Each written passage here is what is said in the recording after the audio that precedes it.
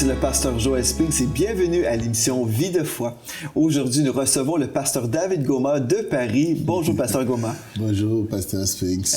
Je suis content de vous recevoir encore une fois aujourd'hui. Encore une fois, ensemble. Amen. Sur ce thème combien important des ministères. Amen, c'est ça. On a passé toute la semaine parlant des 5 ministères et puis je crois que plusieurs personnes ont été bénies, édifiées tout au long de cette semaine en apprenant comment Dieu a fait des dons à l'Église. C'est ça. Et puis si on peut les découvrir et identifier nos dons et les dons des personnes dans notre Église, on peut en bénéficier. Bien sûr. Et puis, gloire à Dieu pour ça. Juste avant de poursuivre dans notre étude, aujourd'hui, on va parler du ministère ou l'appel des docteurs, de la parole. Et puis, mais juste avant, pour les gens qui nous visitent pour la première fois, vous êtes pasteur à Paris, vous avez un institut biblique, le ministère Total Praise, c'est également un ministère de votre Église. Voilà. Votre épouse est avec vous aussi dans le ministère. Donc, parlez un peu de votre ministère pour les gens. Alors, effectivement, notre ministère, donc on est une organisation chrétienne, donc qui a une certaine envergure, qui repose sur 5 piliers essentiels. Ça veut dire que on a reçu les ministères de la part du Seigneur, ces choses qu'on enseigne, on a eu la grâce de les recevoir, donc on a pu opérer dans ces 5 ministères. Maintenant, ce qui était important, c'était d'établir l'évangile, la puissance de l'évangile dans le domaine spirituel, dans le domaine culturel, dans le domaine politique, économique et social. Donc, on a mis en place des organes. Par exemple, là, vous avez parlé de l'Institut, qui est un organe important pour l'enseignement spirituel du peuple de Dieu. On a mis en place le culte de gospel de Paris, où opère Total Praise, mais aussi, on a l'action sociale et humanitaire. On a CRC Action sociale et humanitaire, où on fait notamment un travail formidable à la Martinique, où nous avons vraiment investi un quartier qu'on appelle la Mangrove, où avaient échoué tous les drogués et tout. Et comme on a dans le ministère une personne qui était vraiment dans le crack et tout, que Dieu a délivré, et donc il est responsable aujourd'hui de l'action humanitaire, et on a fait un travail pour sortir les gens de cet univers. Aujourd'hui, ce sont des gens qui sont là, qui prêchent l'évangile, et même les autorités ont reconnu effectivement l'utilité en fait de cette organisation. Donc là, on est aussi dans ce domaine, mais on a aussi le forum politique chrétien. Ça dit qu'à Paris, depuis quelques années, nous avons mis un forum politique où nous apportons des débats et on invite les membres du gouvernement, les membres des partis politiques pour leur faire prendre conscience que il y a dans le peuple des croyants et qu'ils ont besoin de répondre parce qu'on voit bien les choix qui sont faits, on voit bien les lois qui sont votées qui heurtent la conscience du peuple, et il y a quand même une culture chrétienne qui est là. C'est ça, il faut rappeler des fois aux politiciens que nous existons. Voilà, et nous faisons prendre conscience aux croyants que vous votez. Et en tant que tel, vous avez le droit de méditer à vos choix. Parce qu'après, quand les lois sont votées, tout le monde est choqué. Mais quand vous alliez mettre le bulletin, vous n'avez pas lu pour voir que vous avez une conscience politique. C'est ça. On devrait connaître pour qui nous votons. Voilà, d'où le forum politique.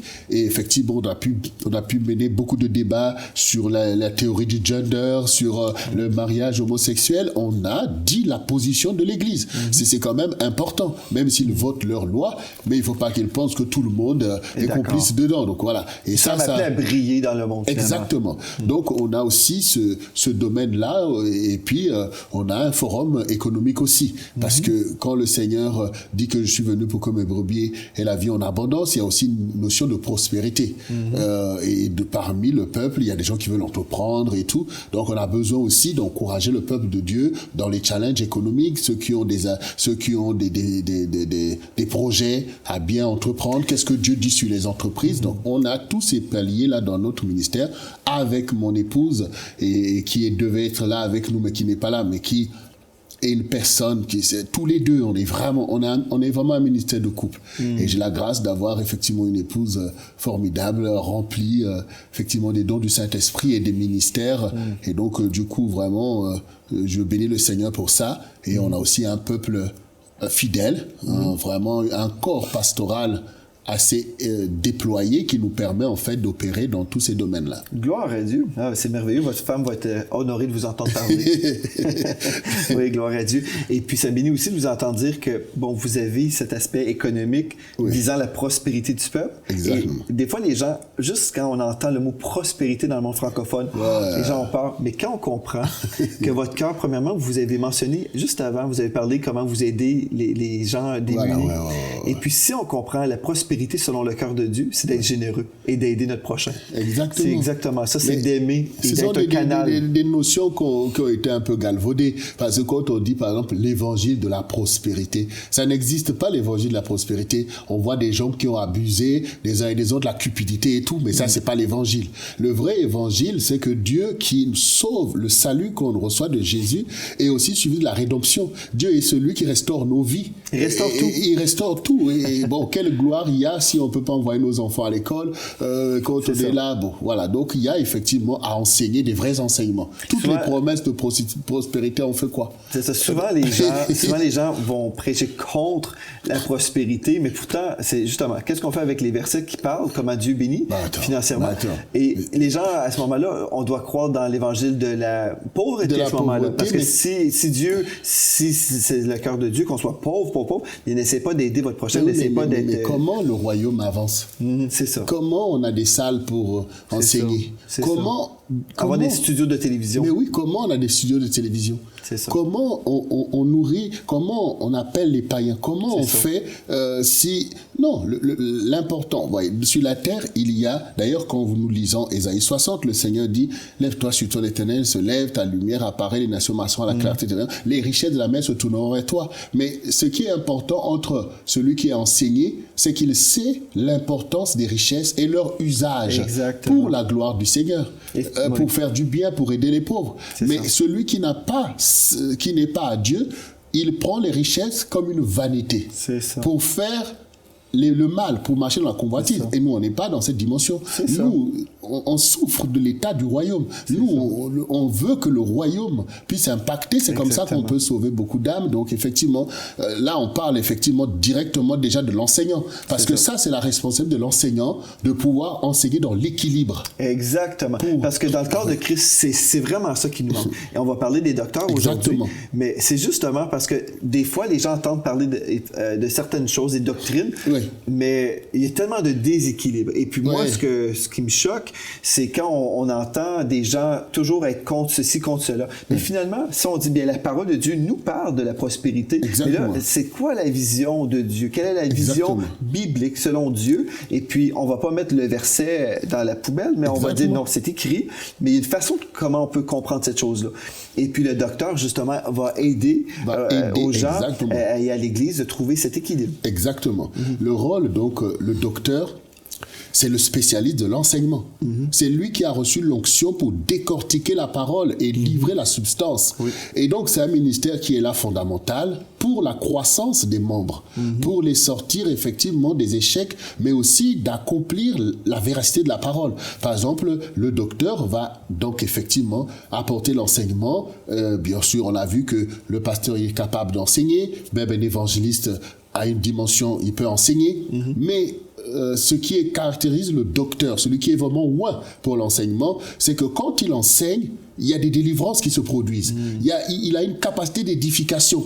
Et il est vraiment dans son enseignement, et d'ailleurs, lui, il aime la parole. Voilà, on a vu que le docteur, non, l'apôtre, il aime l'Église en tant que tel, le prophète, il aime Dieu, l'évangéliste, il aime les âmes perdues, le pasteur, il aime les brebis, lui, il aime la parole. Lui, la parole, c'est-à-dire que quand on va lire même un chapitre, lui, il est déjà choqué, parce que lui, il va prendre un verset, il peut t'enseigner pendant un mois, pour montrer la puissance de la parole, pour libérer la substance. Donc, effectivement, on voit bien ces ministères-là sont importants pour pouvoir que le peuple de Dieu réalise toute la richesse et l'équilibre qui est nécessaire. Oui, absolument. Parce que quand on voit, par exemple, bien sûr, on peut voir parfois des enseignements fantaisistes. On a bien vu des gens égarer les gens, dire aux enfants, n'allez pas dans les choses du monde, servez Dieu, venez jeûner à longueur de journée et réduire les gens à la pauvreté et au misérabilisme. Est-ce que c'est comme ça qu'on va faire avancer l'Église du Seigneur? Donc voilà, les docteurs sont là pour au contraire enseigner qu'on peut jeûner, mais on a des objectifs. L'objectif, c'est de faire avancer les choses. L'objectif, c'est le déploiement de l'Église, mais en jeûne pour pouvoir être plus fort, pour impacter spirituellement. Mais nos enfants doivent aller à l'école, ils doivent être la tête et non la queue. Dieu appelle aussi à des vocations nationales. Il y a des gens qui sont appelés à la politique. Il y a des gens, nos enfants doivent s'y retrouver. Demain, ils doivent, même le Seigneur, le juste possédera le pays. Le Dieu est tout à fait capable de confier même des rênes du pays.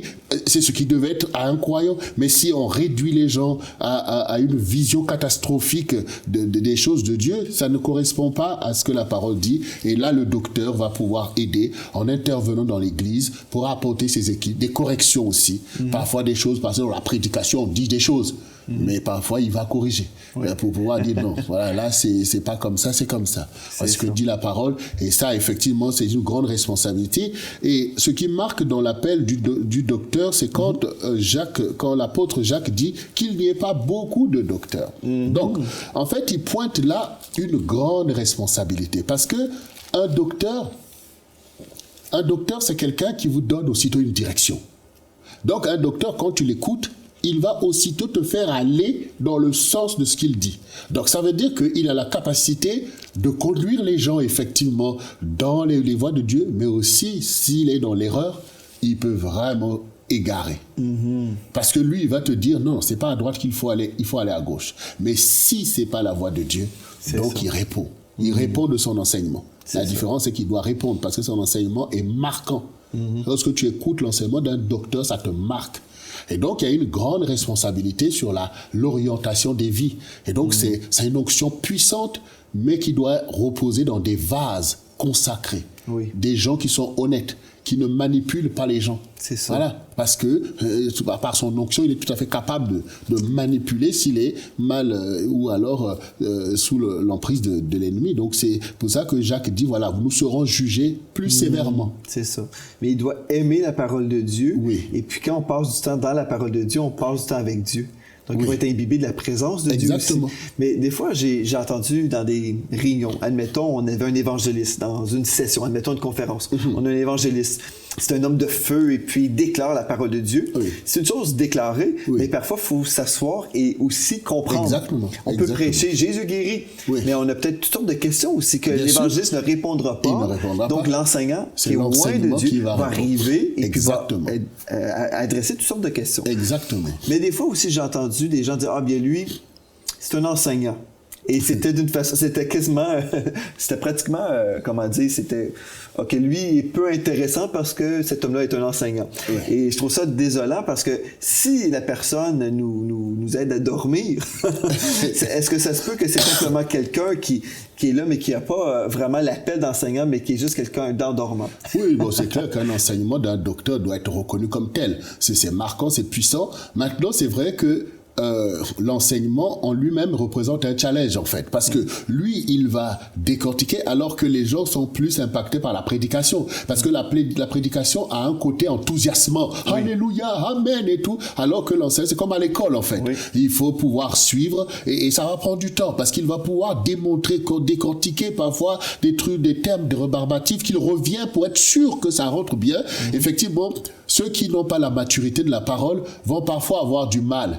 Mais c'est fondamental en fait pour connaître les choses et grandir, parce que le Seigneur dit, il ne dit pas que mon peuple périt faute de prédication, faute de connaissance, et la connaissance découle de l'enseignement. Donc c'est super important. C'est super important pour nos bien-aimés qui nous écoutent de s'asseoir et d'écouter l'enseignement. Parce que l'enthousiasme ne suffit pas. Elle est importante pour se convertir, pour se lancer, cette joie, la louange et toutes ces choses. Mais une fois qu'on entend des paroles, amen, alléluia, les prophéties et tout, maintenant il faut savoir comment rentrer dedans. Et c'est l'enseignant qui doit donner les clés pour accéder aux promesses. Vous avez tout dit ce que je voulais dire, parce que combien de fois, c'est ça, les gens, des fois, courent après les émotions. Et puis oui, dans une prédication, on peut être stimulé, mais c'est pas là où on va grandir. On va grandir quand on va s'asseoir, on va recevoir de l'enseignement.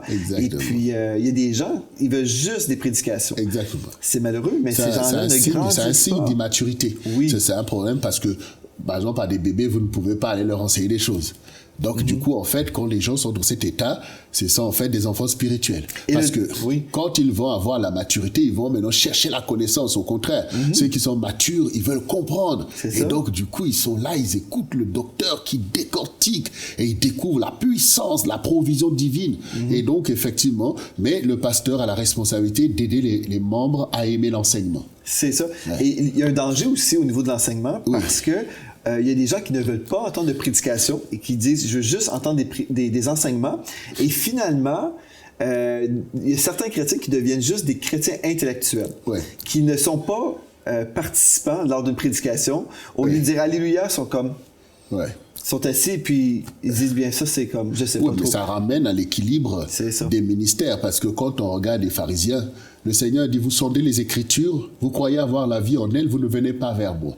Donc, le côté de l'enthousiasme, l'enthousiasme que maintient la prédication. Parfois, du coup, on tombe maintenant dans une morosité. On a oublié les promesses, la gloire de Dieu, l'amour du Seigneur, et la prédication est là pour nous montrer encore que Dieu est digne, il est capable. Et donc, toujours au travers de ça, c'est le côté de l'esprit, de la communion de l'esprit, pas seulement effectivement tomber dans une dimension intellectuelle. Ça, c'est vraiment un égarement. On voit bien que quand Nicodème vient voir Jésus, c'est un docteur. Et Jésus lui parle de la nouvelle naissance, l'homme n'est nouveau comme le vent, on l'entend. Et Nicodème est perdu. Il dit, tu es le docteur d'Israël, tu connais pas ces choses. Donc, on montre bien que ce qui nous bénit, c'est quand même cette dimension de l'enthousiasme où on est comme des enfants. Et on aime le royaume, on entend, on a confiance au Seigneur comme le vent. On ne nous maîtrise pas, mais il y a cet enthousiasme qui ne doit vraiment pas manquer. Et ça, c'est le côté, effectivement, de ne pas s'adonner qu'à un seul ministère, mais de laisser conjuguer tous les ministères comme une nécessité pour le perfectionnement des saints, comme on a dit dès le départ. Exactement. Donc, les 5 ministères, c'est pas 5 ministères un contre l'autre. Voilà. Mais on choisit un et puis on laisse les autres. Non, mais si on peut juste apprécier les 5 ministères, on peut avancer dans la bénédiction parce que c'est Dieu qui a fait les dons à l'Église. Exactement. Donc, on dit, Seigneur, je prends les 5 dons et je reçois les bénéfices de ces 5 dons-là. Exactement. Et je progresse dans ma vie chrétienne. Gloire à Dieu. Et je bénis tous les instruments que Dieu a mis en place. Amen. Les ministères se valent. Ils ne sont pas concurrents, ils sont complémentaires pour le bénéfice des croyants qui doivent grandir et atteindre la stature parfaite de Christ, comme on a vu. Et donc, c'est la poursuite de grandir pour être utile, effectivement, dans le royaume du Seigneur. Et quand on parle d'utilité, c'est là où on doit comprendre aussi que c'est pas chaque personne dans l'Église qui vont forcément être un des ministères, mais il y a des ministères d'aide également que nous retrouvons dans l'Église. Exactement. Alors, l'Église, effectivement, est structurée autour aussi des ministères d'aide. Parce que nous le voyons quand les apôtres ont commencé à prêcher, que les foules ont commencé à venir, ils ont commencé à s'occuper à un moment donné, ils disent non, sinon, il faut qu'on reste dans l'unité de la parole, il faut qu'on reste concentré. Alors, on va établir parmi eux des gens qui ont un bon témoignage pour s'occuper aux aspects, effectivement, de ces ministères d'aide-là. Voilà. Exactement. Et puis, on peut voir, il y a des exigences bibliques pour les ministères d'aide. On pourrait voir tout ça. Mais en gros, si on parle du ministère d'aide, on peut parler aussi diaconos, qui est le diacre dans la parole de Dieu, généralement traduit par ministre, serviteur, magistrat, diacre ou diaconesse. Donc, on parle souvent, lorsqu'on se réfère au ministère d'aide, ça peut être un diacre. Et dans 1 Timothée 3,12, ça nous dit les diacres doivent être mariés d'une seule femme et diriger bien leurs enfants et leur propre maison. Donc, on a des attentes aussi envers ceux qui sont dans un ministère d'aide. On parle du diacre, mais aussi des exigences bibliques. On peut voir qu'il y a vraiment des exigences par rapport à l'Église locale, par rapport à notre relation avec Dieu. Si on veut être vraiment un ministère d'aide, on ne veut pas nuire le pasteur et l'Église locale, mais on veut être une extension du pasteur dans l'Église. Comme, par exemple, quelqu'un qui va s'occuper d'un groupe vie. Pour nous, dans notre Église, on appelle ça un groupe vie. Peut-être dans d'autres assemblées, on peut avoir d'autres noms, mais on parle des cellules maisons, par exemple. Dans des maisons, on va avoir des rencontres. Bien, peut-être ce n'est pas un pasteur qui va être en charge du groupe, mais c'est un ministère d'aide. C'est quelqu'un qui est là pour prendre soin des brebis et s'occuper des besoins, peut-être qui sont émotifs parfois. Des fois, la personne vit une peine. Bien, on peut avoir un frère ou une sœur qui est en charge, justement, de ces gens-là. Le pasteur est responsable de toute l'organisation et il y a 2 domaines précis que sont un domaine spirituel et un domaine matériel. Donc, les anciens sont ceux qui aident le pasteur sur le domaine spirituel. On peut les appeler différemment parce qu'aujourd'hui, dans les églises, vous pouvez voir responsable de louange, responsable, mais en fait, ce sont des anciens. Ce sont des personnes à qui on reconnaît un bon témoignage, on reconnaît une connaissance, une stature et qu'on confie un domaine du ministère pour appliquer des soins. Par exemple, être capable de recevoir en entretien, donner des conseils que le pasteur est capable de donner parce qu'ils ont eux-mêmes bien reçu, transmis le pasteur, ils sont sous l'autorité parfaite du pasteur parce que c'est un même ministère. Les brebis qui sont là, ils sont pour le berger que Dieu leur a donné et ce sont des collaborateurs du pasteur et même leur approche ne doit pas être d'attirer à leur propre leadership. Ils doivent renforcer le leadership du pasteur pour que le troupeau soit uni. Et après, nous avons la gestion matérielle des choses, comme par exemple les finances, comme par exemple l'accueil des gens. Et tout ça, c'est le corps des diacres responsables de l'accueil. Par exemple, bien accueillir les gens, qu'ils se sentent à l'aise et tout. Tout ça, c'est le diaconat. C'est l'organisation matérielle de l'Église. La logistique. La logistique. Comment on fait le micro et toutes ces personnes-là ont une grande importance. Responsable de la logistique. C'est du diaconat. Et donc, il faut effectivement ces ministères d'aide. Tout à l'heure, vous avez parlé par exemple, de la louange. En parlant de notre ministère, Total Praise, les festivals qu'on fait. Donc là, par exemple, on a des conducteurs de louange. Et on voit dans l'Ancien Testament comment David avait pris conscience que l'arche a été capturée. Dieu a laissé ces choses faire parce qu'on l'a négligé. Alors qu'il a compris qu'il faut ramener la gloire de Dieu. Et il a ordonnancé, en fait, le ministère d'aide de la louange, c'est-à-dire remettre les Lévites à leur place pour qu'il y ait de la musique pour le Seigneur, de la louange et de la danse. Donc, on voit ici, dans ce domaine des ministères d'aide, que l'Église a besoin de ça. Quand ces choses sont remises en place, quand on a un directeur musical, quand on a un chef de chœur, eh ben, la louange prend une dimension d'impact. Et tout ça, c'est pour la gloire du Seigneur. Et c'est aussi des choses qui sont là pour ramener la gloire au milieu du peuple de Dieu. C'est la richesse de l'Église sur les dons artistiques que Dieu a donnés à l'homme et que le diable détourne sans que nous nous en rendions compte de leur importance. Parce que la parole seule, effectivement, ne suffit pas, comme on a dit. Mais ces ministères apportent un équilibre. Ça apporte tous les talents, tous les dons qui sont là pour l'utilité, effectivement, commune. Donc, il y a aussi l'intercession. Exactement, je m'en allais justement dire, c'est pas comme l'intercession, des fois les gens disent « Ah, c'est pas un vrai ministère, c'est pas dans la parole ». La prière est dans la parole, l'intercession est dans la parole, mais c'est vrai que quelqu'un qui intercède ne fait pas partie de l'un des 5 ministères, mais c'est quand même un ministère d'aide. Il aide le pasteur dans les challenges spirituels, dans la vision, et leur importance est importante lorsqu'ils prient. C'est vraiment, ils rappellent au Seigneur la flamme du ministère, que Seigneur, on est là. Donc, c'est vraiment des ministères d'aide indispensables. On ne peut pas s'en passer. Ne pas comprendre l'importance des ministères d'aide, c'est se priver, en fait, d'un appui indispensable. Et les gens ne doivent pas se mépriser parce qu'ils ne sont pas un pasteur ou un docteur, un évangéliste ou un apôtre. Des fois, les gens disent « je veux devenir » parce qu'en fait, ils recherchent la gloire. Et si on recherche la gloire de Dieu, on dit « Seigneur, je veux juste être utile entre tes mains. » Et peut-être mon appel, c'est d'aider le pasteur, tout simplement. Et si j'ai un cœur vraiment sincère devant le Seigneur et je veux glorifier mon Dieu, je vais peut-être passer l'aspirateur dans mon église, mais je sais que quand les gens vont arriver dans l'église, ils vont voir que l'église est propre et digne de notre Dieu. De l'humilité. C'est ça. Quand ça manque, c'est des dégâts. Donc, effectivement, le déploiement des ministères d'aide montre au contraire la vitalité d'un ministère. On voit tout le monde à la tâche, comme des fourmis. Ça fait plaisir.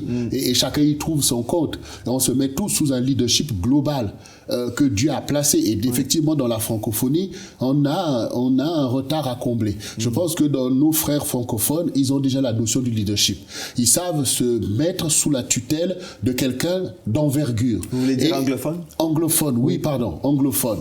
Mais chez nous, avec la démocratie et tout, même quand le Seigneur peut établir quelqu'un pour notre bien, pour pouvoir accepter cette humilité, de laisser le leader de suivre, c'est très très difficile. Et donc, du coup, ça montre comment les ministères sont petits, faibles, on n'arrive pas à avancer parce que du coup, un tel est parti, un tel se met à sa place. Mais moi, je prends souvent une image.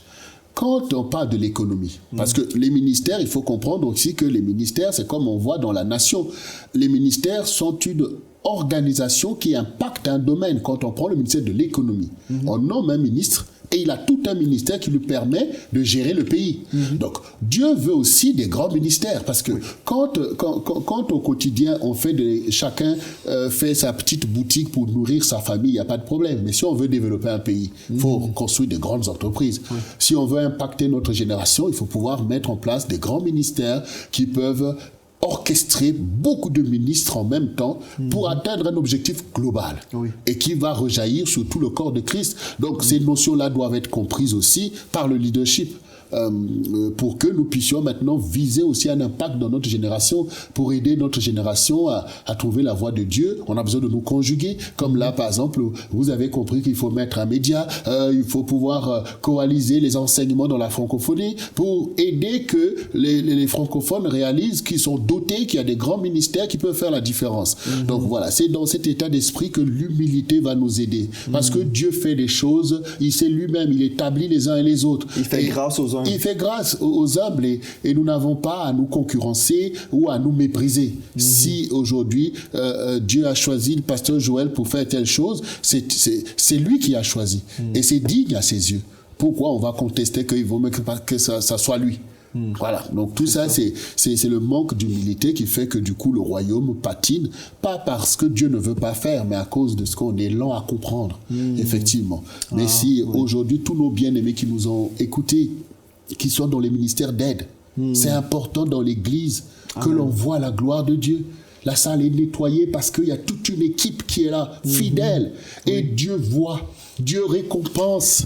Et l'onction du serviteur de Dieu vient sur celui qui est au service de Dieu. Exactement. Des fois, les gens attendent toujours de recevoir une onction de prédicateur, mais l'onction du serviteur de Dieu est sur celui qui sert le Seigneur. Exactement. Donc, si on est en train de passer l'aspirateur, l'onction de Dieu vient aussi sur celui qui fait ce ministère-là. Et puis, je trouve ça vraiment rafraîchissant quand on considère que notre Dieu reconnaît notre travail. Il va récompenser aussi notre obéissance. Exactement. Et puis en terminant, il nous reste juste 1 minute et demie. J'aimerais ça vous inviter à prier pour les gens à la maison qui ont besoin d'avoir vraiment la vision de Dieu pour leur propre vie concernant ce qu'on a partagé cette semaine. Alors vraiment, oui, le Seigneur a donné ses ministères pour que vous puissiez les recevoir. Alors nous allons élever une prière, vous les uns et les autres. Le Seigneur dit beaucoup d'appelés, peu d'élus, mais le Seigneur est tout à fait capable. Amen. Père de gloire, voici, Seigneur, nous te rendons grâce pour ce temps que tu as donné avec ton serviteur afin que nous puissions aborder ce sujet majeur. Car dans ce temps de réveil, tu appelles, Éternel, une génération à se lever. C'est pourquoi voici ces bien-aimés qui ont suivi avec attention cet enseignement sur les ministères. Permets que leur appel, Seigneur, devienne évident. Permets que les voies pour l'accomplir deviennent évidentes. Permets que l'Église puisse rentrer dans une efficacité, dans l'organisation, dans l'impact, afin que cette génération ne périsse point loin de la connaissance de la vérité. Mais que Jésus-Christ, le Rédempteur et le Sauveur du monde deviennent encore, Seigneur, au centre de leurs préoccupations. Permets à l'Église, Seigneur, de rentrer dans un relèvement générationnel, afin que l'Église de notre temps puisse accomplir son rôle historique au milieu d'une génération perdue, au milieu d'une génération attaquée par toutes sortes de dénominations. Et nous voyons déjà l'esprit de l'Antéchrist agir avec violence. Mais Seigneur, tu fortifies tes serviteurs, tu fais ce rôle se lever, tes héros, afin que, Seigneur éternel au Dieu, ton peuple, Seigneur éternel Dieu, puisse croître à tous égards et que le royaume des nations soit renversé alors que tu établis ton Église dans les nations et que ton nom soit béni dès maintenant et à jamais. Amen. Amen. Merci, Pasteur Goma. C'est un plaisir de vous recevoir toute la semaine à notre émission Vie de foi. Merci, nous avons été bénis et édifiés et je crois à la maison, vous avez aussi été bénis. Merci. Oui, merci à toi pour ton émission et pour la contribution que ça apporte dans toute la francophonie, que le Saint-Esprit, toi et ton épouse. C'était un plaisir personnel pour moi de te rencontrer et de pouvoir partager avec toi l'émission. Merci beaucoup, gloire à Dieu. Merci à Enseigne-moi, que je n'oublie pas tous ces jeunes vraiment pour lesquels on a prié à Paris. Je suis vraiment content de la progression. Et le pasteur Dérin aussi, que je salue au travers de ton émission, que le Seigneur continue son œuvre. Merci beaucoup, merci à vous. Et à la prochaine fois, soyez richement bénis.